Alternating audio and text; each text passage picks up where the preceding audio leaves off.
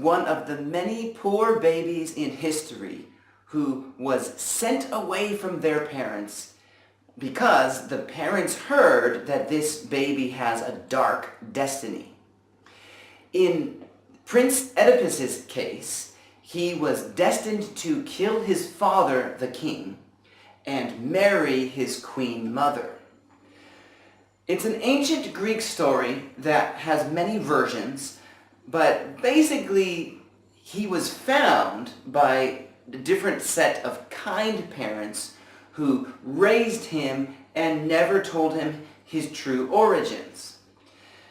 Oedipus assumed they were his real parents. So, as a young man, when Oedipus heard about his destiny to kill his father and marry his mother, he ran away. This is terrifying stuff. As he was traveling to find a new home, he had a conflict with an older man. The older man challenged him, but strong Oedipus was victorious and killed the man. Unknowingly, Oedipus happened to travel on to his town of his birth, where he happened to find a queen whose husband had recently died while traveling. Oedipus was able to prove himself worthy of marriage to the queen, and they had kids together, and things just got worse and worse from there.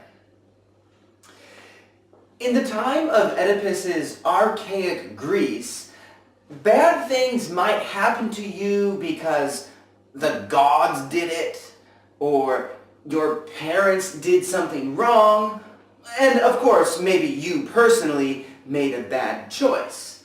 But in any of these cases, you are still responsible. People didn't say, "Oh, well, his parents didn't tell him, and he didn't know it was his father he killed and his mother he married. Let's give him another chance." No, the ancient Greeks did see this as a tragedy, but still Oedipus must be held responsible for his actions. And that's why him tearing out his own eyes was probably the right thing to do. Modern psychology is different. While the story of Oedipus the king has been popular throughout history, the condition of being Oedipal is an idea that arose only in the 1930s after the theories of Sigmund Freud became well established. Psychologists suggested that a feeling of antagonism towards one's father and a physical affection towards the mother is a normal part of growing up as a small child. In some interpretations, the sexual roles are completely switched, and it is the girl who wishes to push away the mother to satisfy the sexual desire for the father.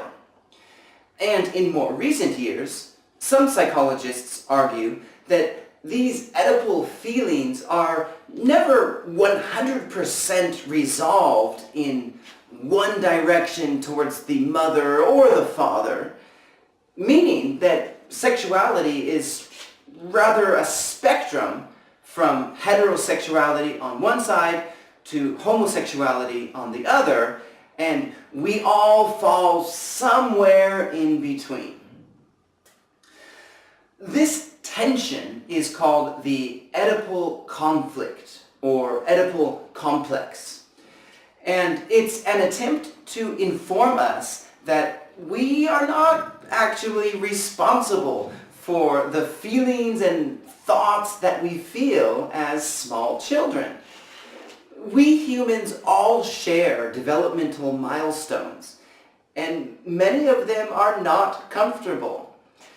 But if we accept that they happen as the natural process of trying to grow up, we don't need to panic, worrying that We are doomed by an Oedipal destiny. So, if you hear that someone's condition is Oedipal, it probably means that they are experiencing a desire to overtake their parents in some form or another, yet still wish to love them.